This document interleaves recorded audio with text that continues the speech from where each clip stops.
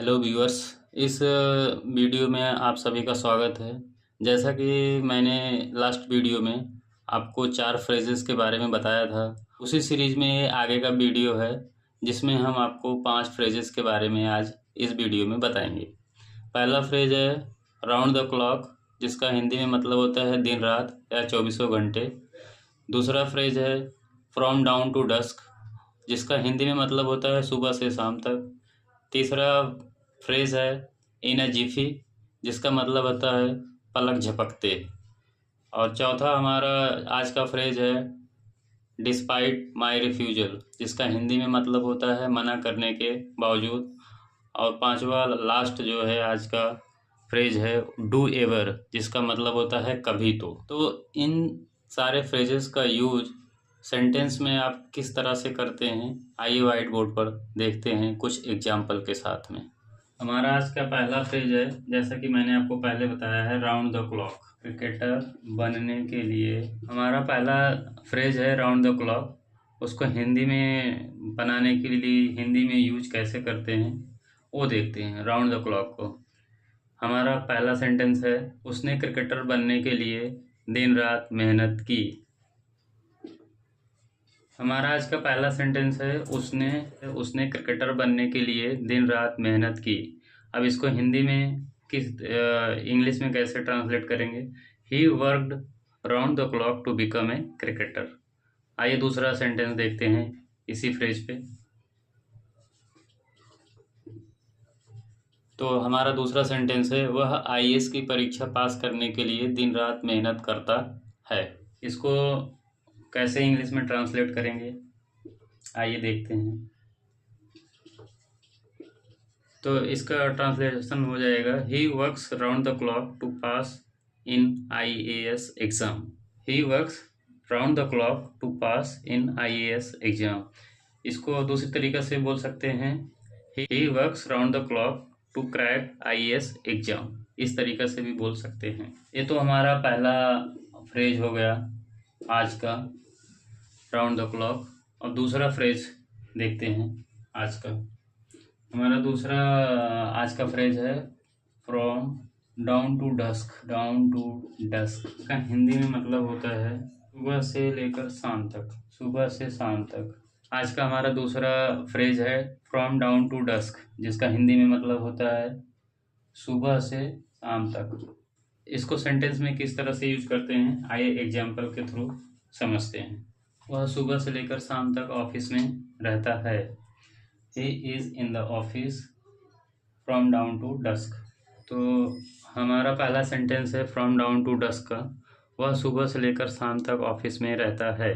तो इसका इंग्लिश में ट्रांसलेशन हो जाएगा he is in the office from dawn to dusk. दूसरा सेंटेंस देखते हैं। हमारा दूसरा सेंटेंस है वह सुबह से शाम तक बातें करती रहती है। तो इसका ट्रांसलेशन हो जाएगा she keeps talking from dawn to dusk. I hope आपको दूसरा फ्रेज भी समझ में आ गया रहेगा किस तरह से इसको सेंटेंस में यूज करते हैं फ्रॉम डाउन टू डस्क। अब चलते हैं तीसरे फ्रेज की तरफ। हमारा आज का तीसरा फ्रेज है इन अ जिफी। का मतलब होता है जैसा कि मैंने आपको पहले ही बताया पलक झपकते। आइए एग्जाम्पल देखते हैं। पलक झपकते ही उसके साथ स्कैम हो गया। ही वॉज स्कैम्ड इन अ जिफी। आप इसको दो इस तरीके से बना सकते हैं दूसरे तरीके से he was got scammed in a Zifi. He was scammed पूरा मीनिंग दे रहा है। अगर आपको लगता है कि गॉट स्कैम्ड ज़्यादा अप्रोप्रिएट है तो आप ही वॉज गॉट स्कैम्ड भी लिख सकते हो, जबकि पहला सेंटेंस ही वॉज स्कैम्ड इन अ जिफी वो पूरा मीनिंगफुल है।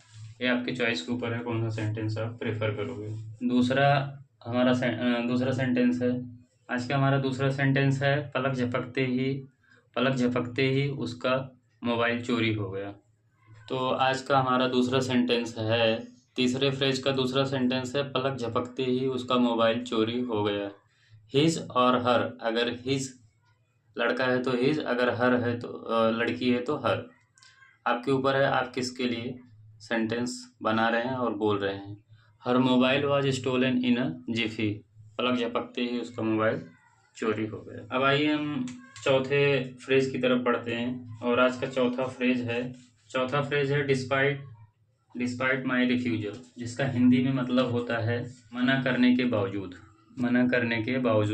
मेरे मना करने के बावजूद तुम वहाँ क्यों गए? मेरे मना करने के बावजूद तुम वहाँ क्यों गए? ये हमारा आज का पहला सेंटेंस है, चौथे फ्रेज का पहला सेंटेंस, डिस्पाइट माई रिफ्यूजल। तो इसको किस तरह से बोलेंगे? अगर इस तरह का सेंटेंस आपको इंग्लिश में बोलना है तो किस तरह से आप बोलेंगे, आइए देखते हैं। मेरे मना करने के बावजूद तुम वहाँ क्यों गए? तो इसका ट्रांसलेशन हो जाएगा, why did you go there despite my refusal. Why did you go there despite my refusal. अब आइए चौथे फ्रेज का दूसरा सेंटेंस देखते हैं। मेरे मना करने के बावजूद वह मुझे कॉल करता रहा। मेरे मना करने के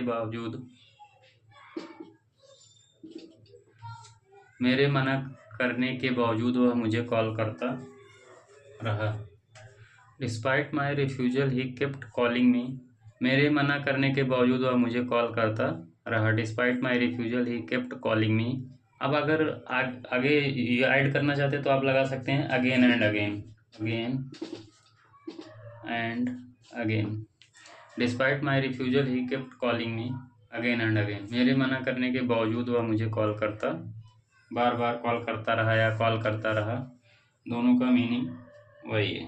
अब आज का last but not the least, do ever. Last but not the least, पांचवा फ्रेज है डू एवर, जिसका हिंदी में मतलब होता है कभी तो। आज का हमारा लास्ट फ्रेज है डू एवर, जिसका मतलब होता है कभी तो। पहला सेंटेंस है कभी तो कॉल कर लिया करो।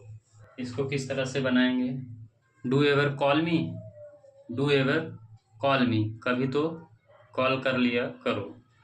दूसरा सेंटेंस है कभी तो हंस लिया करो, तो इसका हो जाएगा डू एवर लाफ। कभी तो हंस लिया करो, do ever laugh. Last sentence है कभी तो मुझे बोलने दिया करो, do ever let me speak. ये हो गया डू एवर। इस तरह से आप इन फ्रेजेस को आप यूज कर सकते हैं अपने डेली लाइफ में, डू एवर लगा के। हमारा आज का लास्ट सेंटेंस है डू एवर के ऊपर, कभी तो समय पर आ जाया करो, do ever come on time. So that's all for this video, guys. If you like the video, please appreciate me by like and subscribe my channel. Thank you so much.